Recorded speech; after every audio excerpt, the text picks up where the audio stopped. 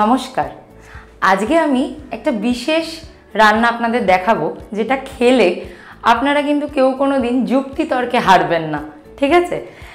এই ফুলটা বাজারে নিশ্চয়ই এখন দেখতে পাচ্ছেন।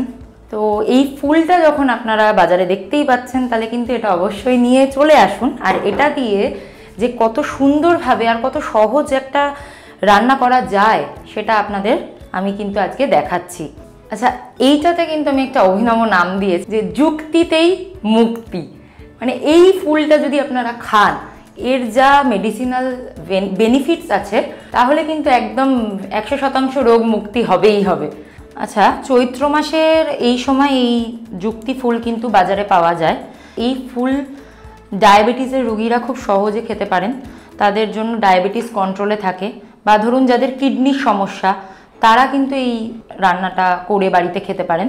আবার বিভিন্ন সময় এই চৈত্র মাসে অনেক সময় পক্স হয়, বিভিন্ন স্কিন ডিজিজ হয়। এই রোগগুলো কিন্তু প্রতিরোধ করার জন্য এই ফুলটা খুব খুব উপকারী। বেশিক্ষণ লাগে না, এটা ছাড়াতেই যেটুকু টাইম লাগে। হ্যাঁ, আপনাদের কিন্তু আমার চ্যানেলটাকে সাবস্ক্রাইব করার জন্য অনুরোধ রইল। আচ্ছা, এর সাথে যেটা লাগছে, কয়েকটা আমি এখানে বড়ি নিয়েছি। যে কোনো বড়ি ব্যবহার করা যায়। বড়িটা ভেজে জাস্ট উপর দিয়ে ছড়াতে হবে, একটা ক্রাঞ্চ আসবে সেই জন্য। একটা আলু, হাফ চা চামচ মতন হলুদ, খুব সামান্য চিনি। চিনিটা এই জন্যই ব্যবহার করছি, যুক্তি ফুল হচ্ছে খুব তেতো, চাইলে এটা অ্যাভয়েডও করতে পারেন। আর স্বাদ মতন নুন। আচ্ছা, এছাড়াও একটা ছোট সাইজের শুকনো লঙ্কা লাগবে। আর এই রান্নাটা হবে অবশ্যই সর্ষের তেলে। প্রথমে একটা কড়াই বসিয়ে এখানে আমি 1-2 চামচ মতন বড়ি ভাজার জন্য তেল নিয়ে নিচ্ছি। তেলটাকে ভালো করে গরম করে নিচ্ছি। তেলটা গরম হয়ে যাওয়ার পর গ্যাসটা কমিয়ে আমি বড়িগুলোকে ছেড়ে দিলাম। আর বড়িগুলোকে আমি খুব ভালো করে একটু গোল্ডেন ব্রাউন করে ভেজে নেব। বড়ি ভেজে তুলে নিচ্ছি একটা ছোট বাটিতে।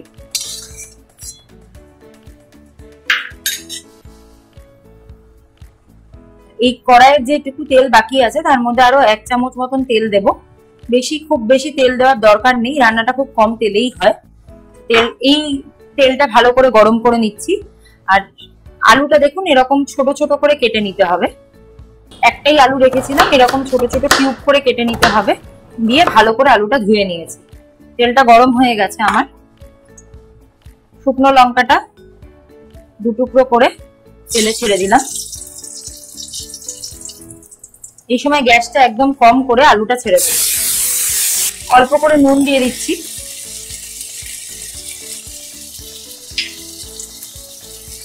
হলুদটা দিয়ে দিলাম। চিনিটা এখন দেব না। আলুটাকে প্রথমে একটু ভালো করে ভেজে নেব।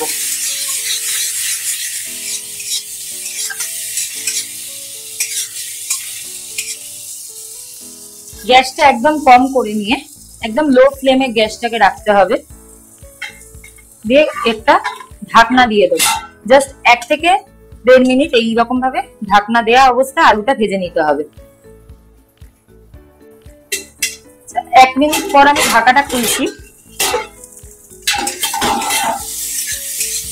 1 মিনিট একটু আলুটা ভেজে নেওয়ার পর এবার যে যুক্তি ফুলগুলোকে আমি ধুয়ে নিয়েছিলাম, খুব ভালো করে এটা জল দিয়ে ধুয়ে নিতে হবে। এটা কিন্তু 3 থেকে 4 বার আমি ধুয়ে নিয়েছি, প্রচন্ড নোংরা থাকে এর মধ্যে। এবার এটা আমি এর মধ্যে দিয়ে দেবো। এটা কিন্তু খুব ভালো করে ভেজে নিতে হবে। অল্প তেলেই হয়ে যায়, তাই জন্য গ্যাস কম করে ঢাকা চাপা দিয়ে দিয়ে এটা করতে হবে। পরিমাণটা কিন্তু একদম কমে যায়। এই অবস্থায় গ্যাসের ঢাকাটা আবার দিয়ে দিলাম কড়াইয়ের উপরে। এইভাবে কিন্তু মাঝে মাঝেই ঢাকা খুলে এটাকে নাড়িয়ে দিতে হবে, যেহেতু এটা খুব কম তেলে হয়। আর দেখুন, এরকম ভাবে আলুটাও কিন্তু এটা সিদ্ধ হয়ে গেছে। খুন্তি দিয়ে দেখাচ্ছি, এই যে চাপ দিলেই আলুটা কিন্তু এখানে সিদ্ধ হয়ে গেছে। এই ফুলটা একটু সবুজ থেকে একটু কালচে মতো হয়ে যাবে, তখনই কিন্তু এটার ভাজাটা আমার হয়ে যাবে। ধরে নিতে হবে, সেটাও আমি আপনাদের দেখাচ্ছি। যে চিনিটা রেখেছিলাম সেটা আমি দিয়ে দিলাম। যেহেতু খুব তেতো, একটু চিনি না দিলে এটা খেতে ভালো লাগে না অত। একটু চিনির পরিমাণটা কিন্তু দিতে হবে। চাইলে আপনারা অ্যাভয়েড করতে পারেন, সেটাতে কোনো অসুবিধা হবে না।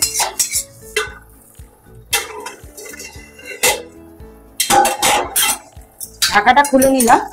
এই নুনটা একটু চেক করে দেখলাম যে আমার সামান্য আর একটু নুন লাগবে, তাই আমি হাত দিয়ে অল্প পরিমাণে নুন দিয়ে দিলাম আর ভেজে রাখা বড়িগুলো দিয়ে দিলাম।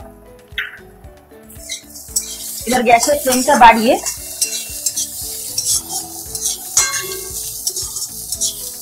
যুক্তি ফুল কিন্তু ভাজা একদম রেডি। দেখুন আলুও খুব সুন্দর সেদ্ধ হয়ে গেছে, দেখতেও ভীষণ ভালো লাগছে, একদম কালচে কালারের হয়েছে। এবার আমি এটা সার্ভ করব।